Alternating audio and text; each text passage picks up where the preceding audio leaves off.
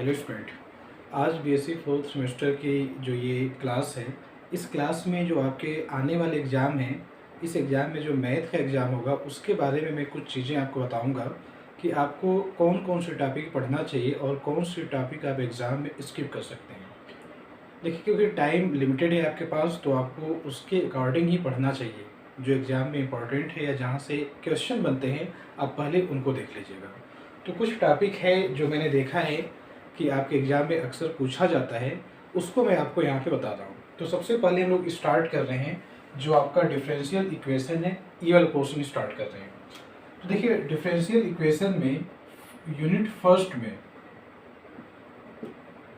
First है वह आपका linear differential equation of second order. आप देखिएगा, linear differential equation of second order होगा। तो सेकेंड ऑर्डर का जो लीनियर डिफरेंशियल इक्वेशन होता है, इसको सॉल्व करने के टोटल 4 से 5 मेथड होते हैं। इनका नाम मैं लिख रहा हूँ। जैसे एक ये होता है यूज ऑफ नोन सॉल्यूशन। अब इसका मीनिंग क्या होता है कि जैसे अगर सॉल्यूशन ये है y = u × v, तो उसमें से एक सॉल्यूशन पहले हम लोग गेस करके निकाल लेते हैं और उसका यूज करके फिर हम लोग अगला पार्ट u निकाल लेते हैं और दोनों को मल्टीप्लाई करने पर कंप्लीट सॉल्यूशन मालूम हो जाता है। उसके ऐसे कुछ रूल्स भी होते हैं, जैसे 1 + p + q आपका 0 हो जाए तो v क्या लेना होगा, ऐसे p + qx आपका 0 हो जाए तब v क्या लेना होगा। तो हम लोग इसकी बात कर रहे हैं। तो एक तो ये हो गया कि यूज ऑफ नॉन सॉल्यूशन। फिर उसके बाद एक होता है नॉर्मल फॉर्म। अगला नॉर्मल फॉर्म होता है। फिर आपका होता है मेथड ऑफ अनडिटरमाइंड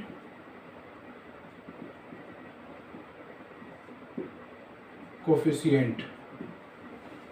और लास्ट आपका है वेरिएशन ऑफ पैरामीटर।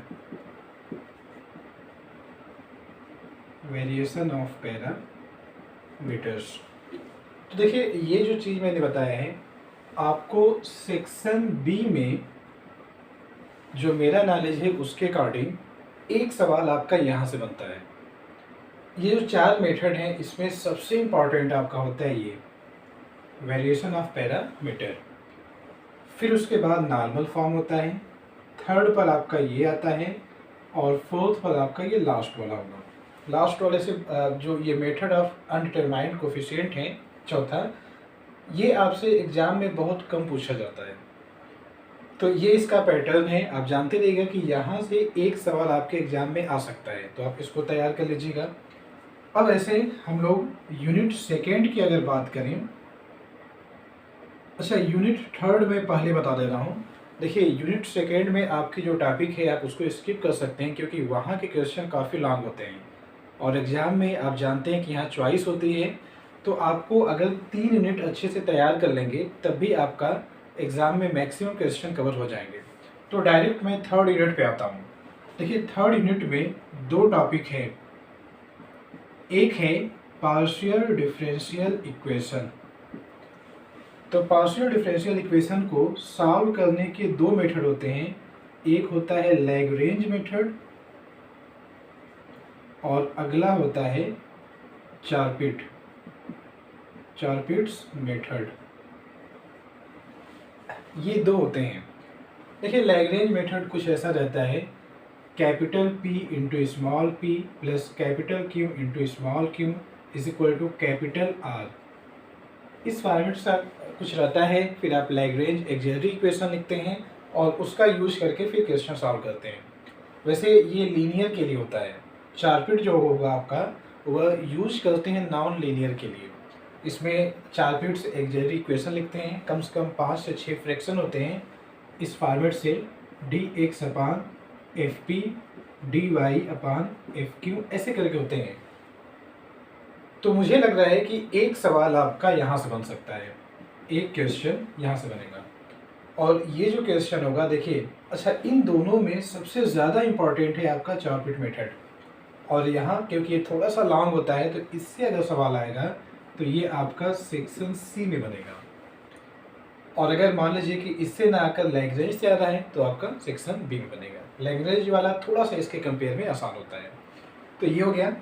लेकिन यूनिट थर्ड में एक टॉपिक और है, ऑर्थोगोनल सरफेस। तो यूनिट थर्ड में देखिए यहाँ से तो एक सवाल बनेगा, यहाँ से कभी कभी पूछा जाता है। अगर आपको एक सरफेस का इक्वेशन दे दिया जाएगा, जैसे सपोज एक सरफेस का इक्वेशन है और कहा जाएगा कि आप उसका ऑर्थोगोनल सरफेस निकालिए, तो सबसे पहले आप क्या करते हैं, इसका डिफरेंशियल इक्वेशन बनाते हैं। फिर उस डिफरेंशियल इक्वेशन में डी वाई अपान डी एक्स की जगह पर आप डी एक्स अपान डी वाई जैसा कुछ रिप्लेस करते हैं और तब जाके सॉल्व करके ऑर्थोगोनल सरफेस आप निकालते हैं। तो एक तो ये हो गया, आपका सवाल यहाँ से बन सकता है। और फिर जो चौथी यूनिट है, यूनिट 4, हम लोग इसकी बात कर लें। देखिए यूनिट 4 में एक आपका ये है, origin of second order partial differential equation, एक टॉपिक ये है। इसमें क्या होगा कि आपको एक आर्बिट्रेरी कांस्टेंट से अटैच कोई फंक्शन दे दिया जाएगा और ये कहा जाएगा कि आप उसका पार्शियल डिफरेंशियल इक्वेशन बना के दिखाइए। तो एक तो ऐसा हो सकता है, और अगला जो इसका फॉर्मेट है वह है solution of partial differential equation of order greater than or equal to 2 with constant coefficient. अच्छा, थर्ड टॉपिक भी मैं लिख दे रहा हूँ, तब फिर जाके बताता हूँ कि इसमें क्या तैयार करना चाहिए। लास्ट एक है मुंगीज मेथड, लास्ट ये है।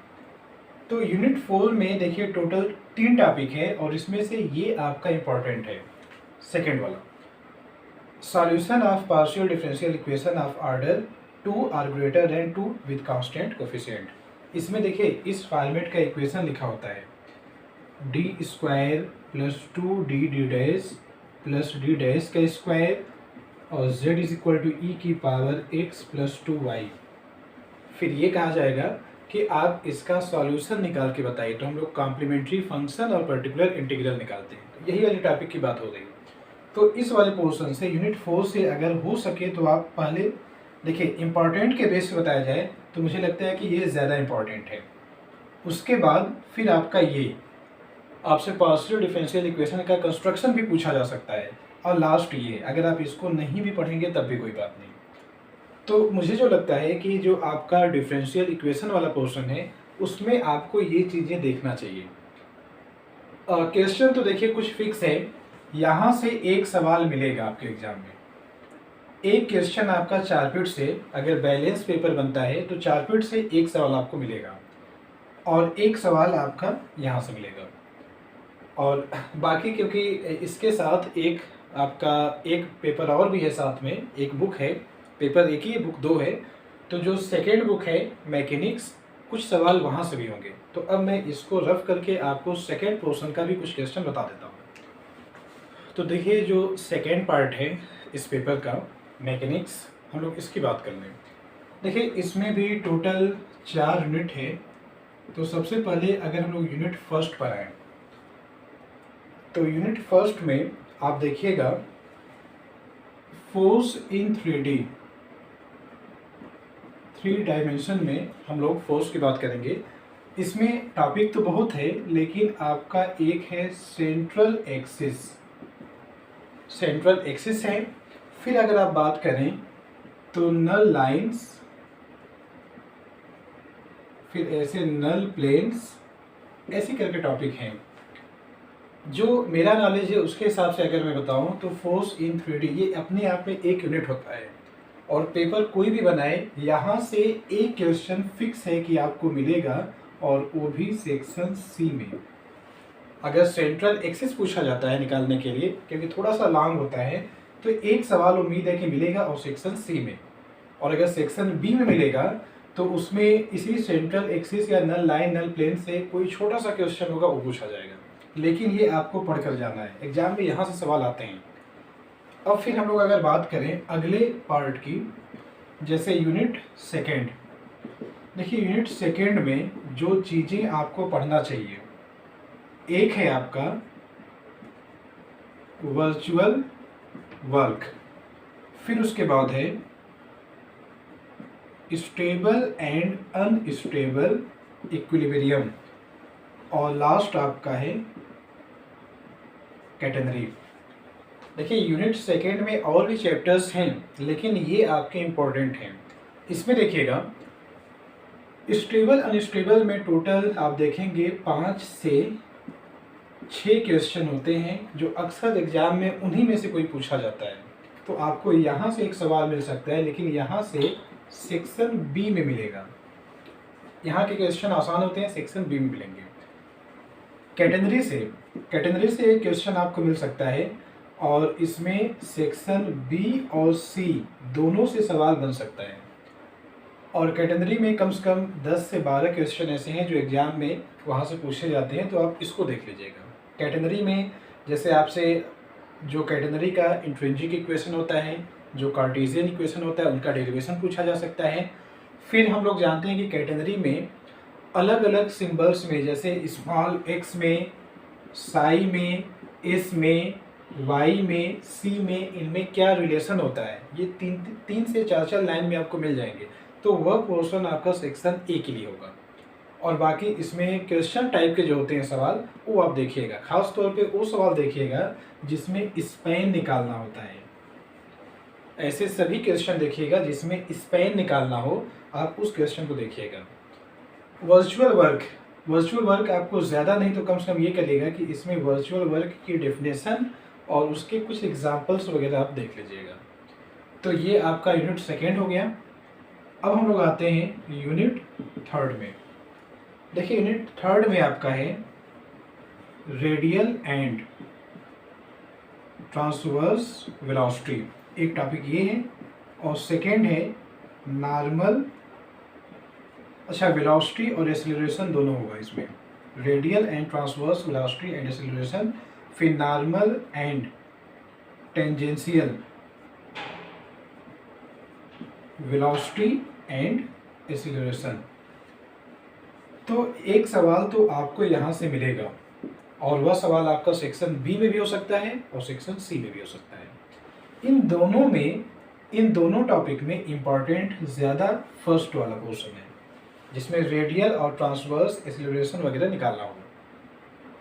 पढ़कर तो आप दोनों को जाइएगा, लेकिन फर्स्ट वाले पोर्शन पर आप ज़्यादा केयर करिएगा, क्योंकि यहाँ से सवाल अक्सर बनते हैं। तो मुझे उम्मीद है कि एक सवाल आपको यहाँ से मिल जाएगा।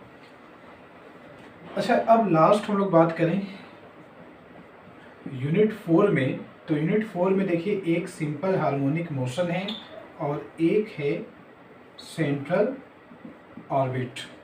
ये दो होने का तो कई लेसन इसमें है, लेकिन यहाँ से अक्सर सवाल मिलते हैं।